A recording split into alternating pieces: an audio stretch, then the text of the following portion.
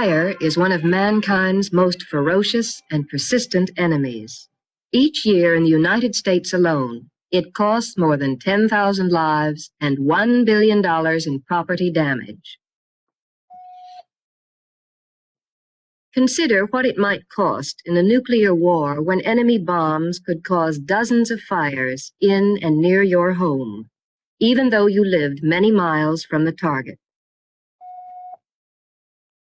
Normally, if your house is threatened by fire, your community fire department is on the job. When someone is trapped, the same trained assistance is at hand.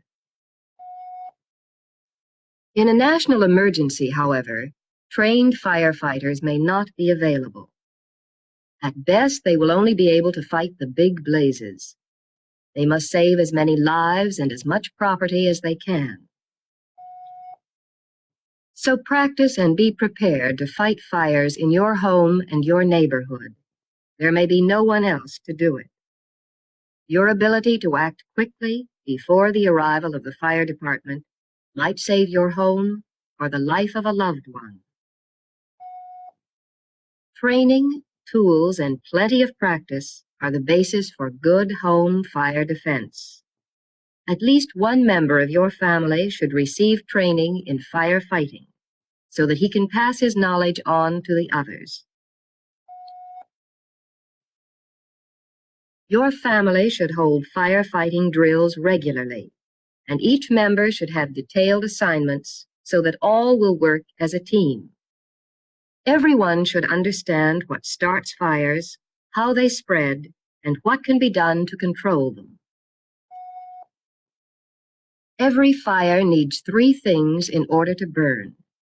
It needs fuel to burn, heat to make it burn, and air to keep it burning.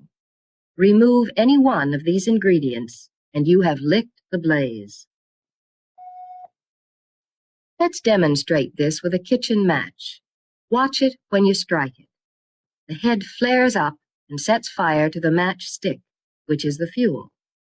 The oxygen in the air then keeps the match burning. If you drop the lighted match into a bottle and cover the opening, however, the flame soon will smother for lack of oxygen. Or if you dip your lighted match into a glass of water, it will go out still quicker.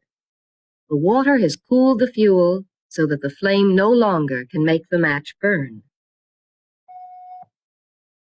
Burning liquids such as gasoline or grease are generally smothered, thus removing the supply of oxygen. This is why firemen use foam on oil or gasoline fires, just as you use soda on a grease fire in your own kitchen. Burning solids are generally extinguished by cooling them with water, as you see the firemen doing here. And of course, the best means of firefighting and of fire prevention is to remove the potential fuel for a fire. Fire can't burn if it has nothing to burn. Here are things you should do to protect your home from fire. First, give your house a good cleaning, but this time clean it for fire hazards. Give special attention to the attic and the basement. Instead of an attic, many modern homes have just airspace between the ceiling on the top floor and the roof. If your home has such a spot, make sure you can get to it through a trap door. Keep a ladder handy, and never store anything there. Don't forget the yard, especially near the garage where storage and rubbish are likely to accumulate. Be sure that inflammable fluids are stored in tight metal containers outside the house. Do the same with oily rags. These have been known to catch fire by themselves. Check your wiring system for overloading and for worn-out cords. Check your heating plant, especially the chimney, pipes, and connections. If the chimney needs it, clean it out. Replace cracked and rusted pipes and connections. One of the biggest potential fire hazards in everyone's house is the curtains, drapes, and slipcovers. Some fabrics are treated at the factory so they are fire resistant. If yours are not, treat them yourself so that you don't find yourself in this position. Rayons and cottons may be made fire resistant by dipping them in a solution of 9 ounces of borax and 4 ounces of boric acid in a gallon of water. This solution won't hurt anything that water won't hurt, but you will have to dip them each time they are washed. Your friends may say you're always the last one ready, but it is well worth the reputation if you spend the time shutting doors and windows. This improves your home's fire resistance tremendously. Closed interior doors will prevent a rapid spread of fire through the house. Water, and plenty of it, is an essential in your home fire defense. If you live in a house, you should have at least a barrel of it stored at all times. If you live in an apartment, you should have at least 1 bucketful for every 2 rooms. Keep the water in covered buckets in convenient spots on all floors. Don't run the risk of waiting until the alert sounds to draw water from the tap. If everyone did this, the pressure would fail. Next, you will want to have adequate firefighting equipment. They do not have to be expensive tools. Many household items are marvelous for firefighting. A broom, for instance, or burlap bags and small rugs which can be soaked in water. Your most useful tools will be a garden hose, a hand pump, and buckets for water and sand. To make the best use of your stored water, you will want a hand pump, either as a part of a water fire extinguisher or as a separate pump which can be used with any type of container. Remember, the taps probably will be shut off in an emergency. A hand pump extinguisher holds 4 or 5 gallons of water and is easy to refill. It should be operated by 3 people, 1 to use the hose, the second to pump, and a third to carry additional water. In a pinch, 2 persons can make out. Be sure your garden hose has a connection that will fit the faucets. Since the usual hose coupling will not go on the kitchen or bathroom faucets, you will have to have adapters on hand. If you have chemical fire extinguishers, keep them filled and be sure that every member of the family knows how to use them.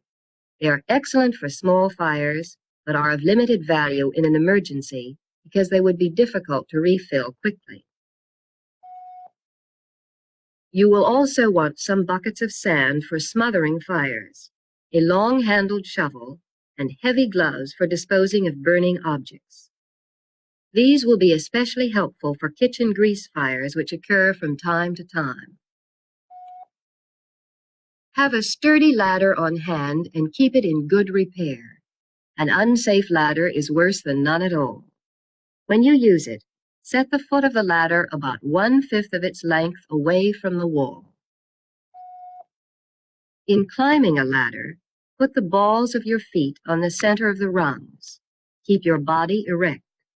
If you need to free both hands for work, brace yourself by hooking one knee over the rung above the one you are standing on.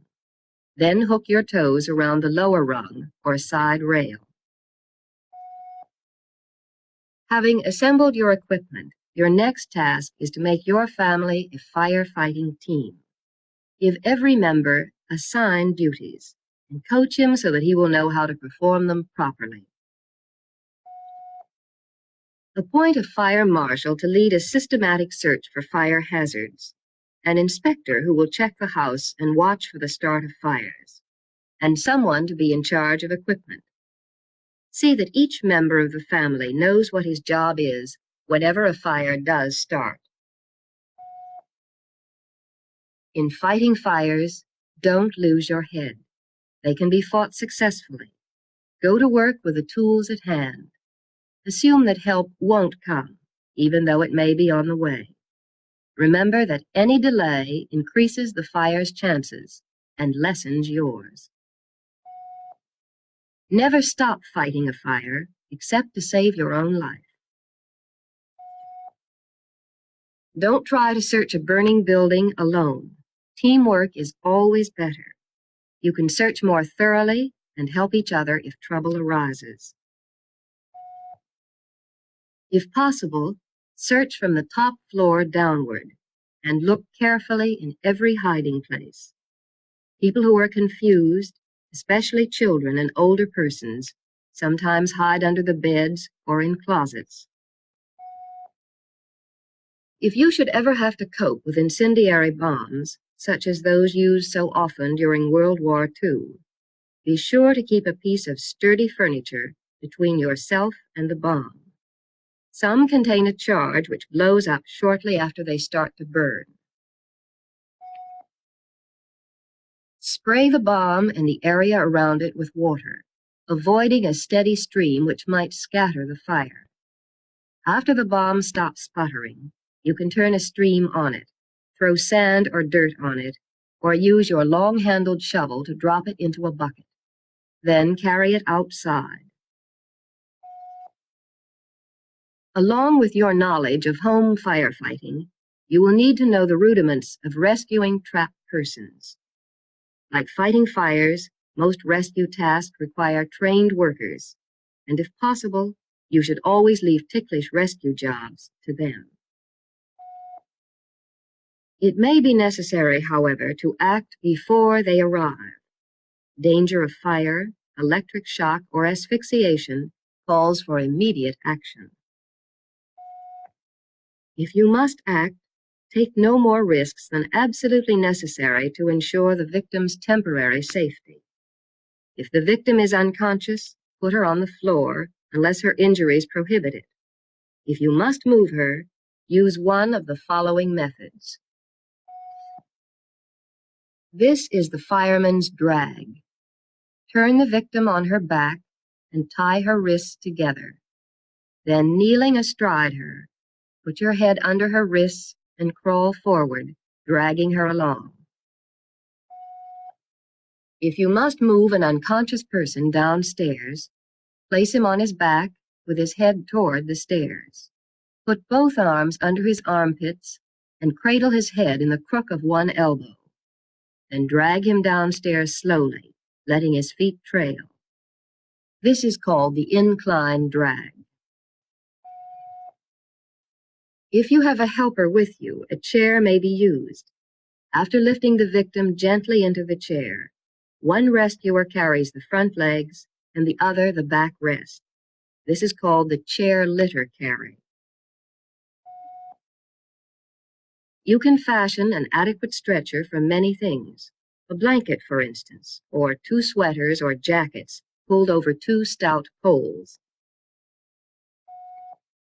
Or you can use your ironing board, a leaf from the dining room table, a door, or a shutter.